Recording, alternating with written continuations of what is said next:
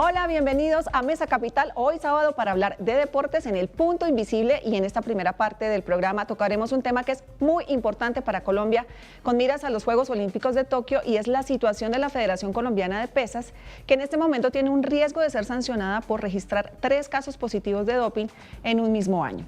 Y en nuestro segundo bloque les presentaremos a Iván González, uno de los atletas clasificados por Colombia a Tokio en la disciplina de atletismo en la prueba de la maratón. Aquí comenzamos a revelar y a explicar otro punto invisible.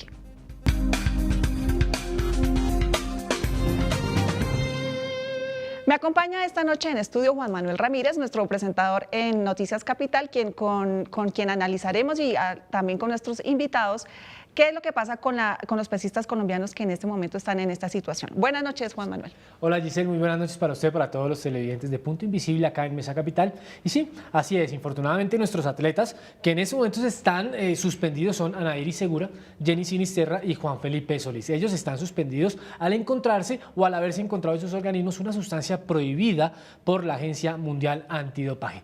Pero ustedes quieren conocer la historia, se las presentamos a continuación. En enero de 2020, los atletas Juan Felipe Solís, Jenny Sinisterra y Anaíris Segura estaban concentrados en Bogotá con la selección colombiana de levantamiento de pesas en un ciclo de preparación con miras a lo que iba a ser su clasificación a los Juegos Olímpicos de Tokio. La Federación Internacional de Pesas realizó un control antidoping sorpresivo fuera de competencia y los resultados fueron devastadores para los 3 deportistas. Había una concentración elevada de boldenona, una sustancia prohibida por la Agencia Mundial Antidopaje. La Federación Internacional de Levantamiento de Pesas impuso una sanción preventiva a los 3 colombianos de la selección, prohibiéndoles competir hasta que el proceso de defensa pase todas las instancias. La defensa de los atletas se basará en demostrar que la presencia de boldenona en sus organismos fue producto del consumo de carne de res en el hotel donde estaban concentrados en el momento de la prueba. La falta de control por parte de las autoridades sanitarias en Colombia a este medicamento, usado para mejorar el rendimiento del ganado vacuno, hace parte de las consideraciones que la defensa de los atletas quiere que el Tribunal de Arbitramiento del Deporte tenga en cuenta al momento de dictar un fallo. Hoy, no solo está en serio riesgo la participación de los pesistas colombianos en los torneos clasificatorios a los Juegos Olímpicos, sino que la Federación Colombiana de Levantamiento de Pesas corre el riesgo de ser sancionada y no podría llevar equipo a Tokio, lo que sería un golpe muy duro a la delegación nacional que tiene en este deporte serias opciones de ganar medallas.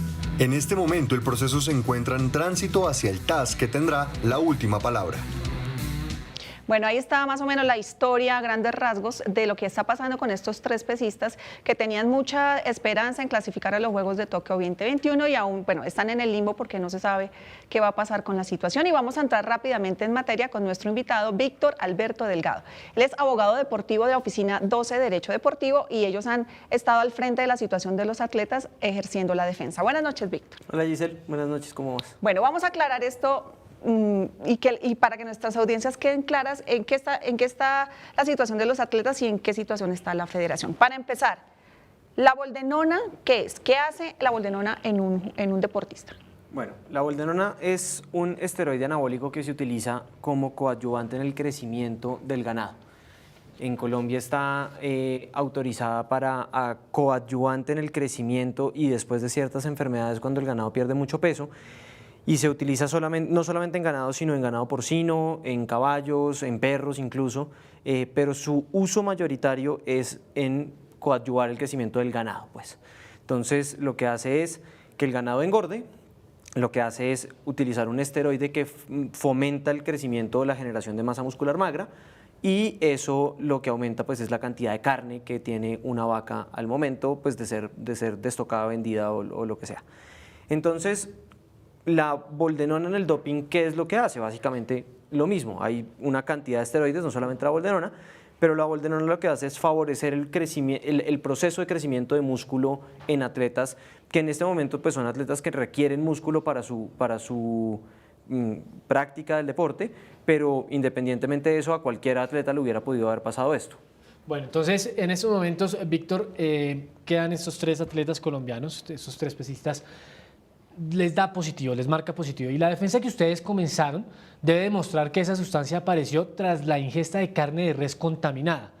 ¿Por dónde comienzan ustedes entonces a desenredar esta madeja aclarando que los deportistas primero aseguran que no consumieron esa sustancia intencionalmente para elevar su rendimiento y bueno, ¿cómo empiezan ustedes a demostrar que se consumió en carne? Pues, a ver, las defensas en procesos de dopaje son muy difíciles, porque es que si yo le pregunto a usted, ¿qué comió el miércoles de la semana pasada? Ni idea. ¿Qué comió el 20 de enero del año pasado? No. Peor aún, o sea, Peor. listo. Salvo que ocurran circunstancias muy específicas como la que está ocurriendo con ellos, en la que estaban en un hotel y pudimos tener acceso como a los menús del hotel, pues salvo una ayuda de memoria de decir, venga, yo comí carne porque me gusta la carne, probablemente pues la cosa no vaya mucho más allá que eso. Okay. Entonces, lo que uno tiene que hacer es buscar un punto de partida para poder coger la forma que utiliza el tribunal de analizar el resultado, y es una balanza de probabilidades. En un lado de la balanza está se doparon, y en el otro lado de la balanza están las explicaciones que yo doy.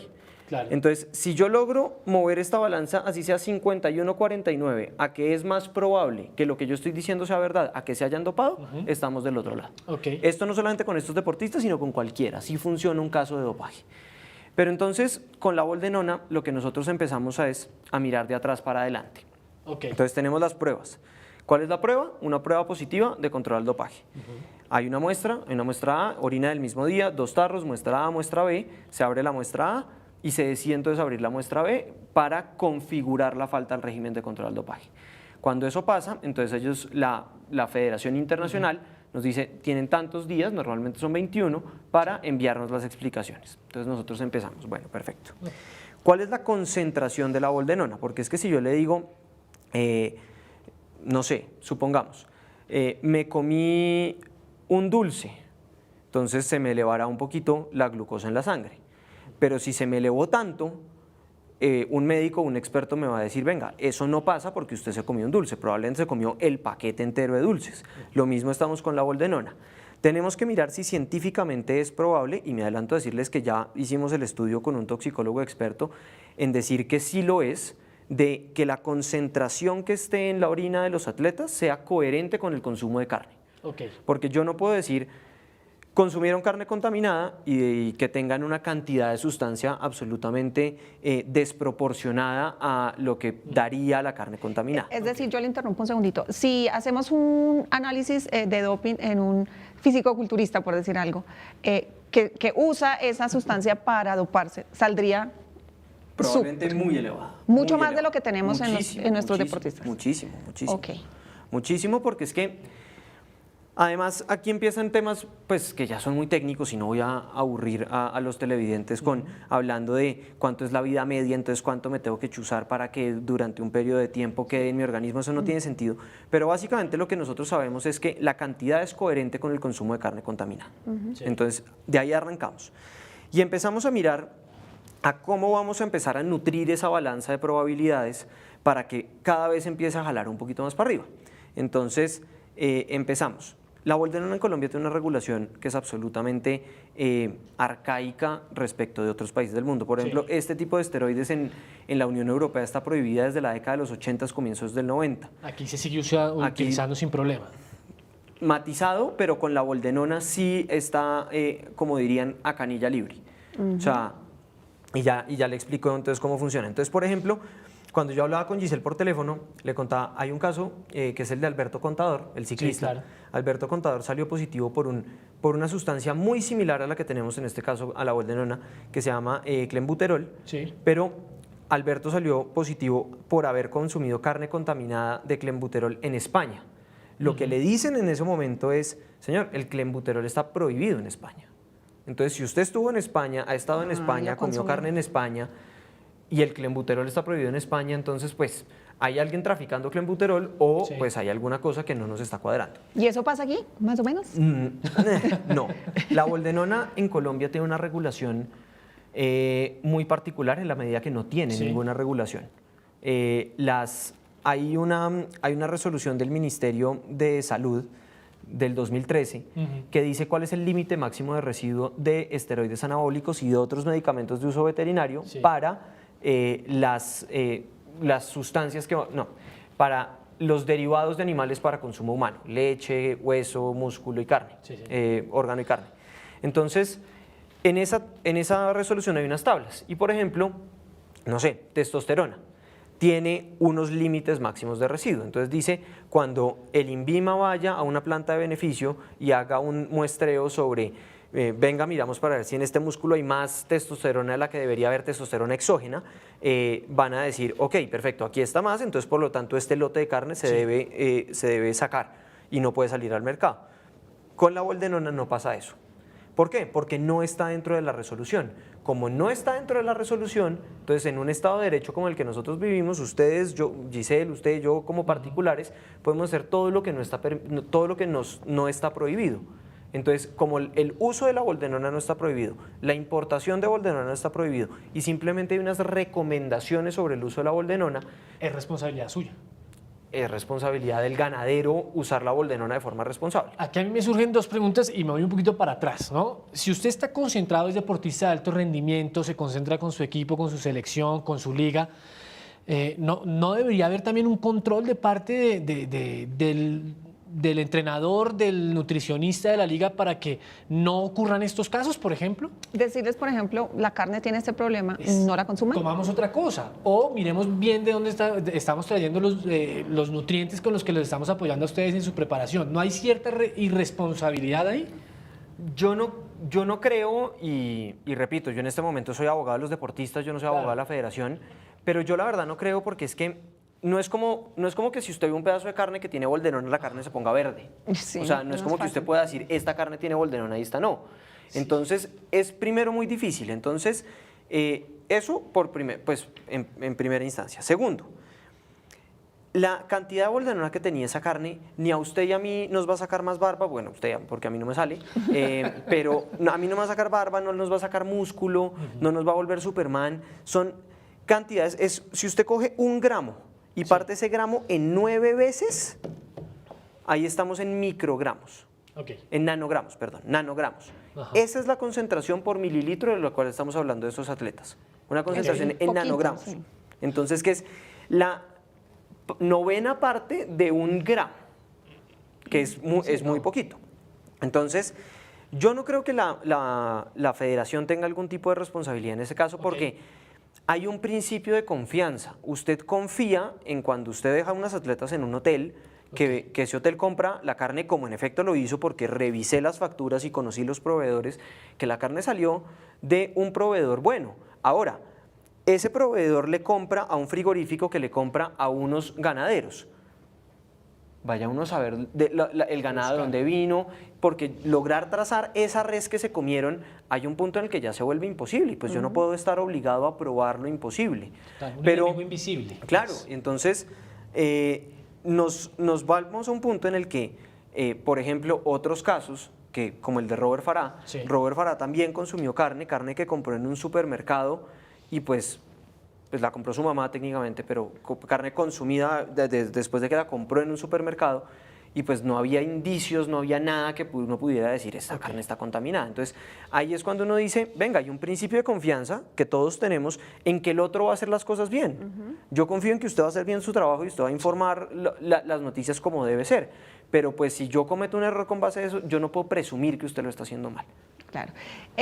Es decir que, digamos, para redondear, pues como para aclarar bien este punto, en Colombia hay dos entidades que son las encargadas de revisar como la inocuidad de los alimentos que consumimos, que son el ICA y el INVIMA. Digamos.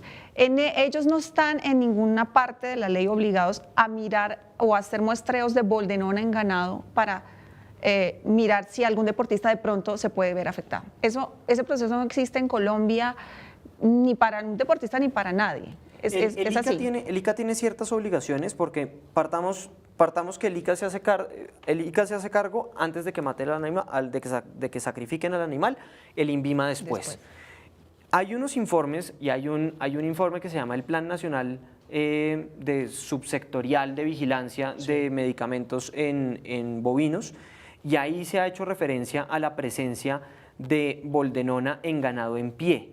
Entonces, el ICA en su momento iba a las fincas y a través de muestras de orina analizaba si el ganado tenía boldenona, y no recuerdo exactamente en este momento las cifras, pero en uno de los estudios era como que 90 de 93 vacas de las cuales estuvieron, pues tenían boldenona. Okay. Entonces, ahí volvemos a tener un indicio. No sabemos si esas vacas salieron al mercado con boldenona, pero volvemos. El ICA está haciendo su trabajo en la medida que tiene que buscar. Pero como no hay un residuo, un límite máximo de residuo que esté autorizado en la carne de boldenona, entonces, pues, es como si usted le dijeran, sus llantas las puede inflar hasta tantas libras. Pero las puede usar. Pero yo las puedo inflar más o las puedo inflar menos. Okay. Pero como no está, entonces, otra cosa es, si el Código de Tránsito dice, cualquier persona que tenga las llantas infladas a más de tantas libras incurrirá en una multa de tanto, ahora la cosa se vuelve distinta. Claro, sí. Son recomendaciones más no exigencias. Recomendaciones. Entonces, el INVIMA, ya cuando estamos en una planta de beneficio y ya cuando vamos a analizar el contexto en esa planta de beneficio, el INVIMA seguramente va a imponer sanciones por la presencia de otros contaminantes, mercurio, hierro, yo qué sé, no tengo ni idea sobre eso. Pero sobre boldenona no puede. ¿Por qué? Porque no hay ninguna norma que lo ampare. Okay. Entonces, es como si usted le dijeran, ¿por qué se puso saco gris? Que usted no se puede. ¿Dónde dice que no me puedo poner saco gris? Yo puedo usar boldenona. Entonces, si puedo usar boldenona, si la boldenona la puedo importar, usar, y solamente hay unos manuales de buenas prácticas. Claro. Esos manuales de buenas prácticas, hay un punto en el que se vuelven un saludo a la bandera. Entonces, ese es el panorama en el que estamos. Bueno, vamos a continuar porque, por ejemplo, nos contaba nuestro compañero Nicolás Gómez en el informe que vimos arrancando el programa que el proceso en este momento hace tránsito en la Agencia Internacional de Testeo, que fue la que certificó que sí hay 3 casos adversos y una presunta violación al Código Antidopaje, hacia el Tribunal de Arbitramiento del Deporte. Como quien dice, apenas está comenzando este tema. Víctor, ¿cuáles son los tiempos que ustedes están manejando para poder argumentar su defensa en el TAS y sobre todo que este emita un fallo? Y bueno, los 3 deportistas tendrían en menos de 2 meses que competir para lograr un cupo a Tokio 21. ¿Alcanzarán? ¿Qué va a pasar? Bueno, el tema es, estos procesos normalmente son procesos que en sí son demorados. En circunstancias absolutamente normales, un proceso de dopaje en primera instancia debería estar demorándose más o menos, porque es que, antes de dar el número, me devuelvo. ¿Qué es un proceso de control del dopaje? Sale el positivo. El atleta entonces contacta a un abogado, decide si abre o no abre muestra B. Si abre muestra B, entonces envía al abogado o a algún observador al laboratorio para que la abra. El laboratorio analiza la muestra B. Cuando salga el reporte de muestra B, entonces se formula un cargo. Cuando hay ese cargo, pasan unos 21 días más o menos, en los cuales yo envío explicaciones. Sí. Cuando envío estas explicaciones, la agencia, tribunal o lo que sea, en ese momento se encarga de evaluar esas explicaciones y tiene 2 posibilidades: acusar o archivar. Entonces, ¿qué pasó? Por ejemplo, todo el mundo dice, pero es que el caso de Farah se solucionó muy rápido. Sí, porque es que corrimos tanto y logramos que en ese momento el tribunal, en ese caso fue la Federación Internacional de Tenis, archivara. Okay. Entonces, ahí se termina el proceso. Pero en este caso, lo que pasó es que la ITA, que es la Agencia Internacional de Testeo, International Testing Agency, decide, no, nosotros no compramos, entre comillas, las explicaciones que usted nos da, nos vamos al proceso judicial. Entonces, sale de ese momento de la ITA y se va, en este caso, al Tribunal Arbitral del Deporte en primera instancia. Okay. En este momento en que estamos, en ese tránsito de una cosa a la otra. No sabemos entonces ¿cuánto se demora un proceso normalmente? Si es un proceso que termina en un tema judicial, con una sentencia pues, o con un laudo en primera instancia, se puede demorar más o menos de unos 8 meses a 1 año. Okay. En circunstancias normales, no pandemia mediante, no cuarentenas estrictas, no dificultad de acceso a la información, porque es que pues, la ITA queda en Suiza. Suiza tiene una cantidad de restricciones, entonces independientemente de eso, todos sabemos que pues sí, es leer un papel, pero pues eso todo lo ha venido demorando, entonces ese proceso ha sido demorado per se. Entonces este proceso empezó, yo me reuní con los atletas la primera vez con mi socio en Cali el año pasado, en marzo, hacia comienzos de marzo, como 11 de marzo más o menos, justo antes de que empezaran las cuarentenas estrictas en todo el país, y entonces ahí llegamos a un punto en el que asumimos el caso y nos metieron a las casas. Entonces, pues, ¿qué hacíamos? Entonces duró un tiempo en donde no se había analizado la muestra B, el laboratorio en Canadá estaba cerrado, Yo no pude viajar a Canadá a abrir la muestra B, de hecho si hubiera querido viajar hoy tampoco podría porque no me dan la visa. Entonces ha sido un proceso un poquito sui generis en el cual hemos intentado avanzar lo más posible, pero hay una cosa, es que pues no nos podemos enfrentar a lo que no podemos. Exacto.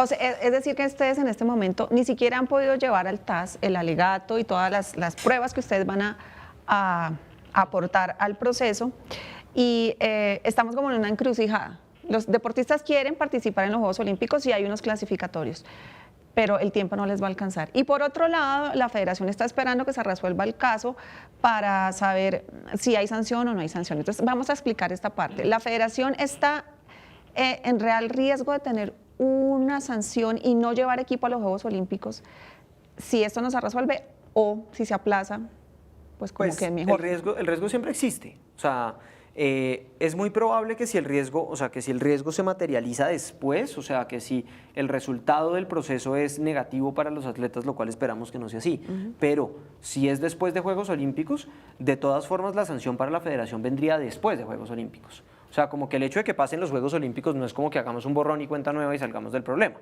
Okay. El hecho de que pasemos Juegos Olímpicos lo que hace es que garantiza que Colombia puede ir con el equipo de pesas a Juegos Olímpicos. Sin los atletas. Sin los atletas que en este momento están temporalmente suspendidos. Ahora, ¿mi cliente quién es? Mi cliente son los atletas.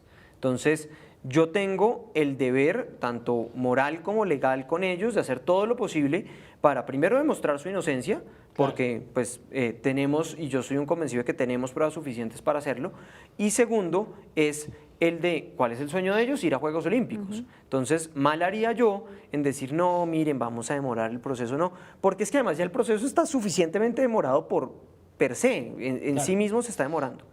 Entonces, ¿hay un riesgo? Hay un riesgo. Mayor o menor, yo creo que más menor que mayor, de que Colombia se pierda los Juegos Olímpicos. Pero la verdad creo que pues probablemente Colombia va a poder ir.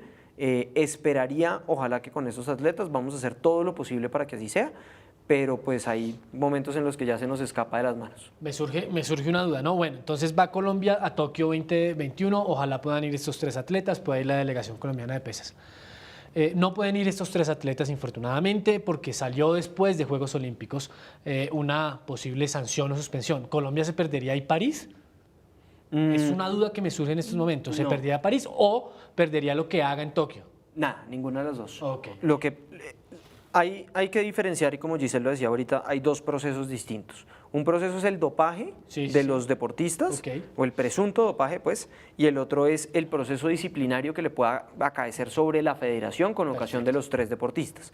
Entonces, lo que pasa es que para que el punto B arranque tenemos que terminar el A. Claro. Entonces, una vez tengamos el resultado de si llega a ser en cualquier caso desfavorable para los atletas, ahí la federación va a entrar a tener que defenderse respecto de una eventual suspensión. Ahora, toca mirar cómo está regulada esa suspensión en el código disciplinario o en el código antidopaje de la Federación Internacional de Pesas.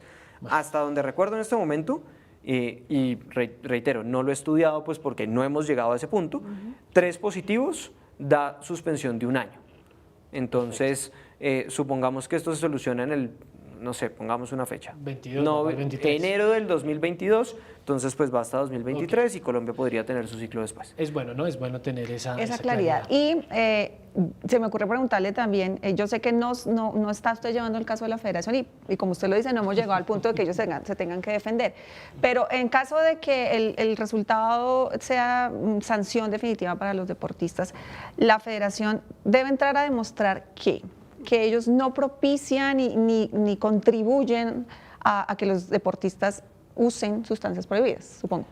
Sí, lo que pasa es que pues en este momento pues analizaremos los argumentos en su momento, pero sí es como demostrar la mayor cantidad de diligencia, prudencia, buen manejo, campañas de educación, para demostrar que pues esto no es, y como dicen algunos, un tema de dopaje sistemático, pues porque yo no creo, la verdad personalmente desde mi punto de vista profesional, no creo que en Colombia haya una tal epidemia de dopaje como algunos han dicho, pero en su momento la federación tendrá que empezar a decir, mire, nosotros hemos sido lo suficientemente responsables como para que esto pase, además no estamos hablando de un dopaje que no se pueda argumentar. Hay sustancias en las cuales cuando aparece una sustancia en la muestra de un deportista, usted sabe que ese atleta estuvo metido en algún tema de dopaje voluntario, pues porque hay sustancias que no salen en la carne de las vacas que nos comemos, o hay sustancias que no contaminan un vaso de agua, hay sustancias que sí, o sea, por ejemplo,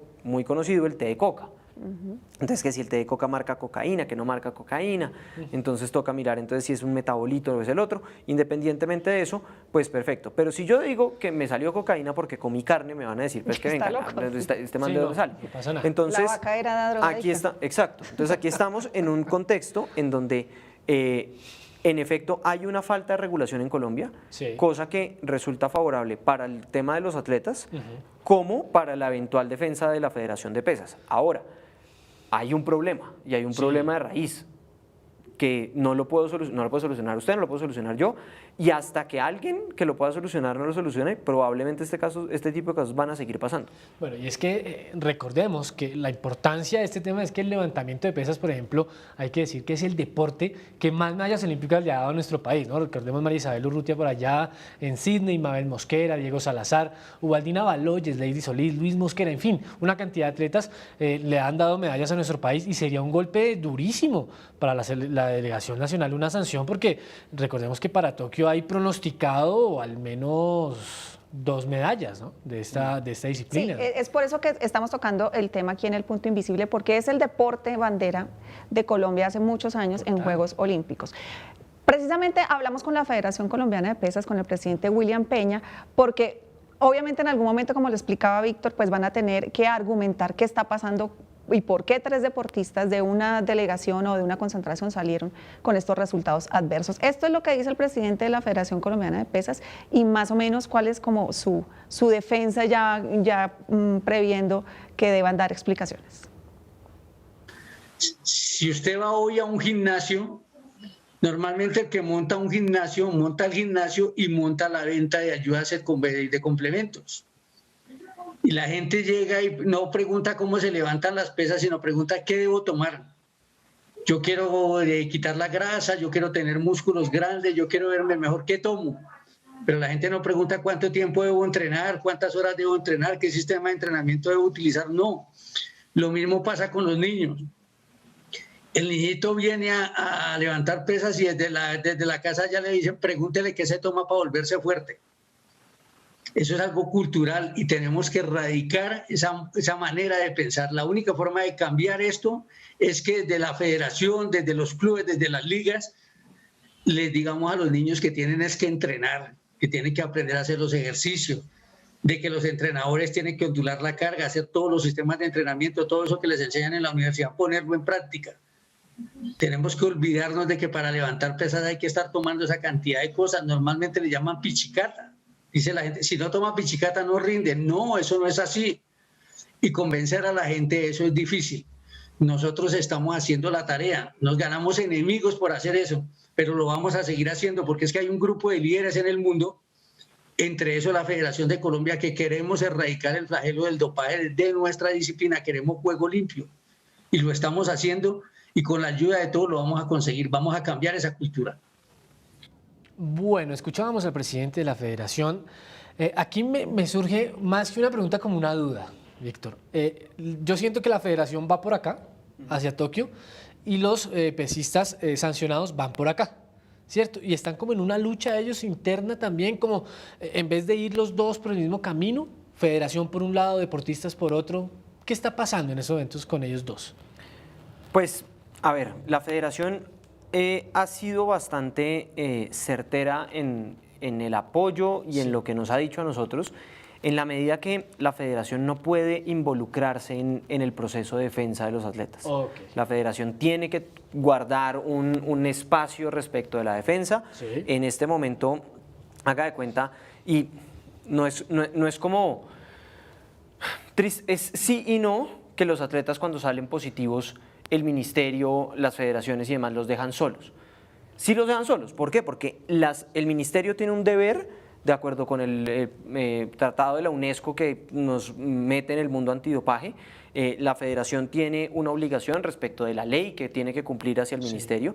Entonces, los atletas sí quedan solos, pero Lo que pasa es que la federación aquí está en un punto en donde dice, venga, ustedes se tienen que defender solos, por supuesto que sí, pero lo que pasa es que aquí sí tenemos que empezar a buscar que dos caminos que evidentemente son separados no tiendan a separarse más, sino que tiendan a juntarse, pues porque a fin de cuentas es el interés de todos que vayamos a Tokio. Para mí es mi interés que mis clientes puedan defenderse, primero, segundo, que puedan ir a Tokio, ojalá, y tercero, que si no lo pueden, que salgan eventualmente absueltos. Lo que pasa es que sí hay un tema y es que la federación quiere tener certeza de que este fallo lo vamos a tener después de junio, cosa que yo no puedo asegurar. Yo no puedo asegurar cuánto se va a demorar el proceso. Yo tendré mis tiempos, manejamos en la oficina y para nosotros este caso es absolutamente prioritario, en la medida además porque hemos venido trabajando en el caso mucho tiempo. Entonces en el momento que a mí me diga el TAS, oiga, radique ya, yo digo, aquí está listo. O sea, pues probablemente no ya, pero pues no, ya estoy, siguiente, sí, ya estoy muy armado. No voy a tener que acudir a extensiones del plazo y solicitar vainas y demás. Entonces, sí hay dos caminos que naturalmente por la explicación que ya le di van paralelos, pero pues tenemos que empezar que esos caminos paralelos o se mantengan paralelos o empiecen a juntarse en lo que puedan juntarse, no que se empiecen a separar. Entonces, esa es la idea. A mí me genera, ya tenemos que estar cerrando el tema y agradeciéndole a Víctor, me genera otra duda de esto y es el futuro, porque si la boldenona nos está trayendo tantos problemas a los deportistas por todo el manejo de la carne en Colombia, y ya tuvimos a Farah, ahora tenemos a estos 3 pesistas, ¿qué se le ocurre a usted que pudiera hacer tanto con el Ministerio del Deporte, Comité Olímpico y digamos las autoridades agropecuarias para establecer un control, porque tenemos atletas que están consumiendo la comida sin control? El futuro de esto, ¿cuál puede ser? ¿Seguir teniendo más atletas dopados con no, y además, resultados atletas con boldenona, o sea, dijiste los últimos 4, pero Fabián Puerta está en este momento provisionalmente sancionado con boldenona, William, otro Yo ahí le hago una ciclista. aclaración, Fabián Puerta ya fue ratificada la suspensión, ¿no? Por la UCI, Sí. por la UCI, o sea, ya van al TAS. Sí, sí, sí. Pero pues a Fabián Puerta lleva 3 años. 3 años. O sea, desde que él inició el proceso, que fue en agosto del 2017, si no estoy mal, hasta ahorita, duraron 3 años. Entonces, es demasiado o sea, para un atleta. eso es demasiado, y eso fue en un escenario en donde era políticamente correcto que se demorara, por decirlo así, o sea, como que nadie quería que lo demoraran más. El de Fabián Puerta, en primera instancia, se tomó 3 años. Entonces, y deportistas para atrás que hayan salido positivos con boldenona, nosotros parte de la defensa dijimos es, mire, hay por lo menos 3 deportistas al año que salen positivos por boldenona en Colombia. Si me preguntan a mí, ¿cuál es la solución? Miren, la solución no puede ser nada distinta a regular el uso de la boldenona en el ganado. Porque es que, repito, la carne con boldenona no se vuelve verde. Usted no la puede identificar cuando la ve. Entonces, usted tampoco le puede decir a los atletas dejen de comer carne y vuélvanse veganos, porque le van a decir, mire, o no quiero, no me gusta, o no tengo, o no quiero. Pero sí hay una solución en decir, venga, lo que podemos hacer acá es regular de verdad el uso de la boldenona, para darle suficientes dientes al INVIMA para que si encuentra una prueba en una planta de beneficio o una muestra positiva, pueda excluir ese lote de la planta de beneficio y además de eso, por ejemplo, como se hacen con los antibióticos. Usted no puede comprar un antibiótico, usted tiene que ir con una receta de un médico veterinario y una farmacia para comprar el antibiótico. Ahora, ¿que hay farmacias que se lo venden sin la receta médica? Sí, hay farmacias que se lo venden sin la receta médica, pero tenemos que buscar regular eso para la industria para la cual fue pensado. Es que la boldenona fue pensada para el deporte. La boldenona fue pensada para el ganado. Entonces, tenemos que buscar que ese manejo de la boldenona desde la industria del ganado sea más regularizada. ¿Por qué? Porque es que si la vaca pesa 1 kilo más o pesa 1 kilo menos, venga, eso yo creo que... La diferencia son pesos. La diferencia son pesos y pesos. Pesos monetarios. Exacto. Plata. Pero esto sí puede implicar que si un deportista sale positivo, La carrera, la vida le soba de la la carrera. Claro. Porque es que si usted le pueden decir, es que Giselle, la embarraste porque tú no debiste haber dicho esto en el programa, te vamos a sancionar 4 años en los que no puedes trabajar. Tú dices, venga, ¿cómo así que no puedo trabajar? Es que el trabajo es un derecho fundamental. O sea, ¿Y dónde decía que no podía decirlo? exacto, entonces aquí estamos en que los atletas que viven de levantar pesas o que viven de montar en bicicleta o que viven de su deporte, les dicen, es que usted no puede trabajar. Y usted dice, acá, ¿y yo de qué voy a comer? Claro. Entonces, ese un es el tema problema muy real. complicado. Además, usted me contaba que en Colombia las prácticas ganaderas es que inyectan la boldenona en todo el músculo del animal y hay en otras partes donde es como en la oreja, para ser un poquito más regulado. Entonces también como que no hay una estandarización de esos procesos. Exacto, o sea, hay una dosis recomendada de cuánto es. La boldenona es un líquido bien inyectable, es como, Sí. como un líquido, como una vacuna, por decirlo, ya que están tan de moda. Pero tiene una dosificación recomendada, entonces empecemos por el recomendado. Pueden inyectar menos o pueden inyectar más. Entonces, cuando se inyecta la boldenona, hay unos dispositivos que son muy parecidos a esos dispositivos para regular, por ejemplo, temas hormonales, Ok. que son unos dispositivos que inyectan en la oreja de las vacas y eso va botando la boldenona de a poquitos. ¿Por qué? Porque la oreja normalmente es un pedazo que no se aprovecha de la vaca, se come, eso es, sí. que no se come, exacto. Salvo en la pelanga. Salvo en la pelanga. Y los Yo no deportistas no comen. yo no como oreja, pero... Interesante.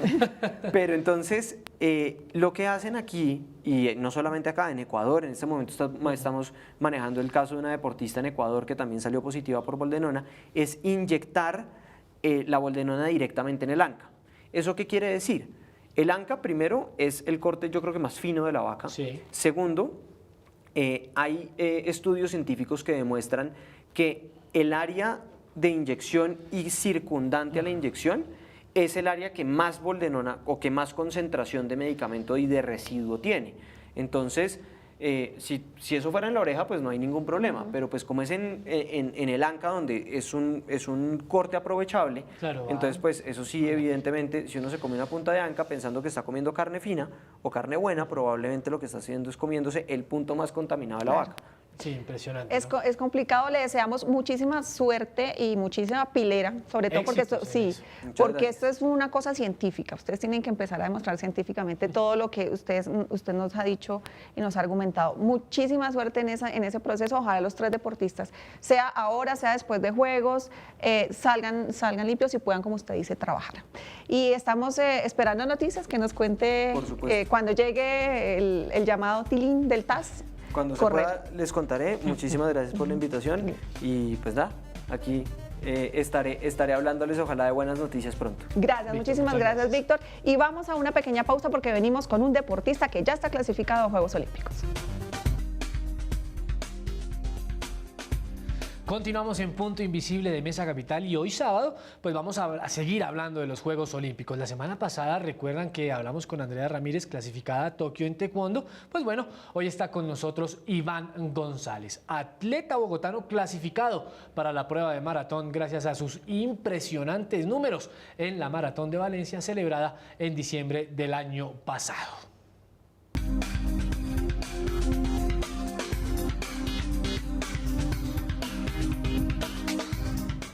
Bueno, y le damos la bienvenida entonces a nuestro invitado del día de hoy, Iván González. Muchísimas gracias por estar con nosotros. Muy buenas noches. ¿Y cómo está llevando este año previo ya de lo que va a ser su participación en los Juegos Olímpicos? Hola, muy buenas noches para ustedes. Gracias por la invitación a Mesa Capital. Muy contento y muy feliz con lo que está pasando este año olímpico. Muy contento con mi preparación y cómo se está llevando a cabo. Bueno, Iván, en este programa tenemos un propósito y es hacer un poquito de pedagogía sobre los deportes que va a tener Colombia con participantes en los Juegos Olímpicos de Tokio. Entonces vamos a ver esta nota que preparó nuestro compañero Nicolás para entender un poco por qué esta carrera se llama maratón y cuáles son las condiciones para clasificar a los Juegos Olímpicos.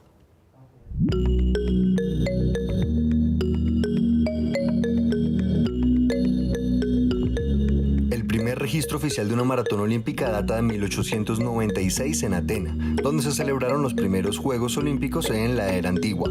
Fue ganada por el griego Spiridon Louis con un tiempo de 2 horas, 58 minutos y 50 segundos. Pero la historia de esta distancia se remonta al año 490 a.C., cuando el imperio persa asediaba Grecia. La batalla más importante se libraría en Maratón, una ciudad costera en la que, contra todo pronóstico, el ejército local venció al enemigo. A 42 kilómetros quedaba Atenas y un legendario soldado llamado Filipides fue el designado para correr y llevar la buena nueva antes de que el pueblo ateniense destruyera su propia ciudad, presagiando una indigna derrota que lo sometería al dominio persa. Filipides llegó a tiempo y fue el héroe del momento. Por eso, a la distancia de 42 kilómetros se le conoce como la prueba de la maratón, a la que después se le agregaron 195 metros más por un capricho de la realeza inglesa en una carrera realizada en 1908. Para la prueba de los Juegos Olímpicos 2021 tienen cupo 80 atletas para la rama masculina y 80 para la femenina, con un límite de 3 participantes de la misma nacionalidad por categoría. El récord actual lo ostenta el keniata Samuel Wanjiru, quien en 2008 ganó la medalla dorada en Beijing con 2 horas 6 minutos y 32 segundos. En damas, la marca está en poder de la etíope Tiki Helena con un tiempo de 2 horas 23 minutos y 7 segundos. Los atletas clasificados a la maratón olímpica, que durante muchas versiones fue la prueba con la que se clausuraban las justas, deben cumplir con una marca mínima en ciertas maratones realizadas alrededor del mundo. Para esta edición se estableció en 2 horas 11 minutos y 30 segundos para los atletas hombres y 2 horas 26 minutos y 30 segundos para las atletas femeninas. Bueno, Iván, cuéntenos cómo es esa historia de que usted decide cambiar la distancia, porque usted corría distancias más cortas, pasar a la maratón, y en su primer año ya estamos en Juegos. ¿Cómo así? ¿Cómo fue esa preparación? Bueno, digamos que el tema de la pandemia, digamos, que influyó un poco en mi paso al maratón, porque mis planes eran buscar la marca o la clasificación olímpica en las pruebas de pista. Yo he sido un corredor de pista ya hace 16 años, corría desde carreras de medio fondo de 1500 y de fondo como los 10.000 metros. Entonces, mis planes a inicio del año pasado, del 2020, eran buscar la marca de clasificación en la pista. Sin embargo, cuando empieza la pandemia, se empiezan a cerrar competencias, se empiezan a cancelar los eventos, empiezan las restricciones, pienso y digo, bueno, este año no hay competencias de pista, tengo que ya dar un salto en mi carrera. Aparte, pues yo tengo una edad deportiva ya importante en la que el maratón pues se venía a venir, ya estaba cerca. Entonces hablo con mi entrenador y le digo que por qué no intentamos buscar un maratón en el segundo semestre del año para iniciarme en esta prueba. Cuando se da la cancelación, el aplazamiento de los Juegos Olímpicos, creo que lo veo como una oportunidad y pienso que es una opción y que es una oportunidad para mí de clasificarme en los Juegos Olímpicos en otra prueba. Así que lo decidimos y pues afortunadamente todo salió muy bien. Bueno, demasiado bien, diría yo, Iván, porque usted se va para Valencia, España, ¿no? En diciembre y en un año de pandemia, donde todos los planes cambiaron. Usted nos comentaba ahorita, usted era de pista, medio fondo.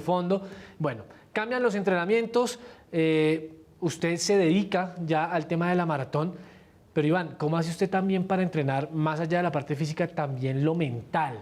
Para en su primera maratón se va para Valencia, como le decía anteriormente, y logra el tiempo para irse a unos Juegos Olímpicos. Y usted lo dice tan fácil que cuando uno revisa números de todo lo que usted marcó en esa competencia, se da cuenta de la gran capacidad que tiene usted. Pero ¿cómo trabajó lo físico y también lo mental? Pero fíjate que el tema de la pandemia, que para muchos, no solo deportistas, sino personas de todas las profesiones, de todo el mundo, fue algo bastante complicado. Fue una crisis tuvo momentos complicados. A mí me brindó como una oportunidad de tener un poco más de paciencia, de tener una preparación más completa, de aprender muchísimo de lo que era la prueba. Digamos que como no había competencia, estaba todo cancelado, tuve una preparación bastante amplia en la que pude realizar pues, entrenamientos de todo tipo, en la que pude llegar en el mejor momento de forma a esta maratón en Valencia. Psicológicamente pues todo también fue un proceso. Desde el inicio sabía que era una marca bastante complicada porque yo estaba debutando y iba a ser mi primer maratón. No era fácil, aparte que la marca es de la más exigente que se ha exigido en todo el historial olímpico, la marca más dura que ha habido, con diferencia a la de Río, fue 8 minutos menos. Entonces la preparación pues mental pues era importante porque yo tenía que prepararme pues no solo físicamente sino mentalmente, pensar de que podías conseguir ese objetivo, esa marca. Entonces fue un proceso, poco a poco empecé a entrenar, empecé a aumentar el volumen, a hacer más kilómetros, empecé a sentir bien, fui al Campeonato Mundial de Media Maratón en octubre, tuve un buen resultado y creo que ese fue el punto de partida donde me convencí de que yo podía hacer la marca para los Juegos Olímpicos. Llegué a Valencia simplemente con el objetivo de marcar ese paso que tenía que hacer 3.6, 3.6, 3.6, 3.6 y llegar a la meta con la marca mínima. Bueno, Juan Manuel, yo le cuento que le estuve sacando las cuentas a Iván de lo que él dice. 3:06, o sea, 3 minutos 6 segundos por kilómetro corrió él en Valencia para lograr la marca. El récord olímpico está en 2 horas 6 minutos 32 segundos, eso quiere decir un paso de 3 minutos por kilómetro. Iván tendría que correr 6 segundos más rápido cada kilómetro para poder hacer la marca olímpica. Pero esas son las cuentas que hago yo, sacando un poquito de números y como jugando con la estadística. Pero, ¿cuáles son las cuentas que hará Iván? No sé si él nos tiene ya esa cuenta hecha para quedar contento en Tokio y cuál sería la meta en estos primeros Juegos Olímpicos. Bueno, realmente en el atletismo siempre mejorar un segundo es valioso. Las mejoras siempre son importantes, entonces pues para mí el objetivo principal en Tokio es llegar a mejorar mi tiempo.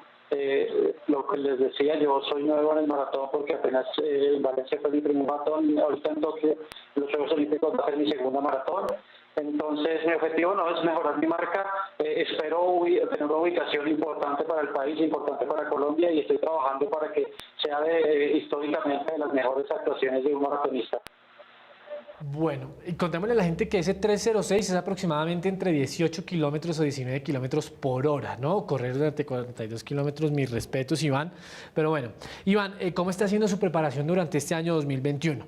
¿No? Este año arranca con un pico de pandemia, muchos rumores también que se pueden aplazar los Juegos, que no se pueden, que van a seguir, que no va a haber ningún problema.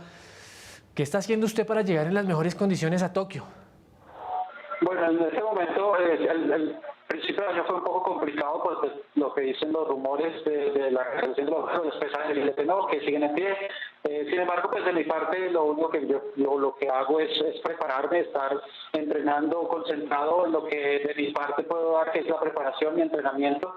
Ha sido también un poco complicado por el tema de competencias, tenemos un restringido las carreras, las competencias y tenemos también muchas restricciones para viajar a competir a Europa, por lo menos para viajar a muchos países tenemos entrada restringida o tenemos que hacer cuarentenas, entonces ha sido un poco complicado programar un calendario para este año. Sin embargo, pues lo intentaremos hacer lo más local posible, sino en la región, en Sudamérica. En esta primera parte del año estaré corriendo algunas pruebas de pista, volveré a la pista pues para tener un poco de velocidad y también para tener un objetivo, para estar psicológicamente concentrado, enfocado. Así que estaré seguramente en el mes de marzo en algunos Grand Prix en Argentina, corriendo pruebas de 5.000, 10.000 metros. También estoy a la espera del Campeonato Sudamericano de Atletismo y buscando una media maratón previa a los Juegos Olímpicos, que pues depende sobre todo de que haya apertura de competencias. Bueno, Iván, hay factores que un corredor puede controlar, como la alimentación, el descanso, el plan de trabajo, trabajar la mente, pero hay cosas que un corredor y un deportista no pueden controlar, como por ejemplo el clima, el viento, el trazado, porque eso no tiene que ver con la decisión del deportista. Pero dentro de esas cosas que usted ha analizado, de las condiciones climáticas que va a encontrar en Tokio, ¿qué espera? ¿Ya vio el recorrido? ¿Ya miró más o menos qué clima le va a tocar? Bueno, la maratón fue pasada de Tokio a Sapporo por temas de calor, de la humedad, que es bastante alta en el verano en Tokio. El año pasado, hace 2 años, en el Mundial de Doha, Qatar, hicieron la prueba y realmente los atletas sufrieron un desgaste muy alto y pues la mayoría de delegaciones, países del mundo se quejaron por las altas temperaturas, así que el maratón olímpico lo pasaron a Sapporo, que va a ser un lugar un poco más fresco. Sin embargo, pues se van a encontrar temperaturas de 25, 26 grados aproximadamente. Digamos que para esas temperaturas estamos nosotros preparados. Nosotros aquí en Colombia pues tenemos lugares también bastante calientes y húmedos, la costa colombiana, en Cartagena, en Barranquilla, en Santa Marta, donde he competido. Entonces, pues evidentemente tengo que hacer una adaptación a esos climas, pero psicológicamente pues estoy preparado, ya lo he hecho, ya he corrido aquí en esos climas, así que simplemente tengo que hacer una buena adaptación y llegar pues, en la mejor forma posible para estar allá. Igual el clima va a ser para todos, así que nada, hay que afrontarlo con fortaleza y llegar físicamente muy bien preparado. Y se le ve fuerte y se le ve sobre todo muy enfocado a Iván, ¿no? Pero Iván, yo sí quiero invitarlo a usted a que le dé un mensaje, ¿no? A que le envíe un mensaje a esos jóvenes que como usted sueñan con estar algún día en los Juegos Olímpicos, hombres, mujeres, que trabajan todos los días y que ven en usted también un ejemplo a seguir. Es que lo que usted está haciendo vale la pena resaltarlo porque clasificarse a una maratón, a unos Juegos Olímpicos, hombre, se convierte también usted en un ejemplo a seguir para muchos jóvenes colombianos. ¿Cuál es ese mensaje que usted le daría hoy a esos que lo siguen y sobre todo con ese gran esfuerzo y trabajo que usted está haciendo hoy en día? Bueno, mi mensaje sería que hay que soñar, pero no solo soñar, sino que hay que trabajar por esos sueños, hay que tener mucha disciplina. El atletismo y el atletismo de fondo es un deporte bastante fuerte, bastante duro, que requiere mucho esfuerzo, mucha disciplina, mucha constancia. Es un trabajo de años, no es un deporte que da resultados a corto plazo, sino a largo plazo. Yo llevo ya 17 años en el deporte. Estos van a ser mis primeros Juegos Olímpicos, así que hay que trabajar, hay que tener disciplina, hay que soñar y tener mucha constancia. Creo que, bueno, pasión, amor, que obviamente sin eso pues no se podría hacer. Realmente yo disfruto, amo mi entrenamiento, lo que hago y pues eso me facilita pues todo el trabajo y todo lo que busco. Así que pues invitación a soñar, a trabajar, a ser disciplinados, a tener constancia, que con trabajo las cosas se consiguen.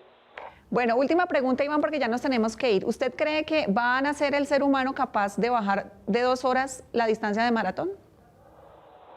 Yo creo que sí, o sea, ya hubo un evento donde se bajó de 2 horas que no fue oficial, pero pues día a día la tecnología avanza y pues todo va encaminado a que el ser humano pues sea cada vez más rápido, más fuerte, más veloz, así que seguramente en algún momento el ser humano será capaz de bajar de 2 horas en un maratón oficial. Bueno, pues ahí estaba, ¿no, Iván? Deseándole muchísimos éxitos, que le vaya muy bien en estos Juegos Olímpicos y, como usted lo dice, nunca pare de soñar. Muchísimas gracias, Iván. Un abrazo. Muchísimas gracias a ustedes y un saludo a todas las personas que nos están viendo y agradecerle al equipo por venir por todo el apoyo. Gracias, Iván. Y aquí llega el punto final de nuestro punto invisible. Gracias a Juan Manuel por haber estado acá. ¿Cuándo se va a animar a correr maratón? Giselle, muchísimas gracias. 2022. ¿De qué siglo? Sí. 2022. En el 2022 vamos a correr una maratón. Bueno, hasta aquí llega el punto invisible. Los invitamos para que dentro de 8 días también nos acompañen con otros temas muy interesantes de deportes, pero recuerden que Mesa Capital sigue de lunes a sábado a las 8 de la noche cada día con temas e invitados diferentes. También pueden repasar todos los programas de esta franja en las plataformas digitales de Capital. Los esperamos y cuando no puedan ver el programa en directo, pues pueden ir a Facebook y a Twitter, ahí nos buscan y ahí nos encontrarán. Que descansen.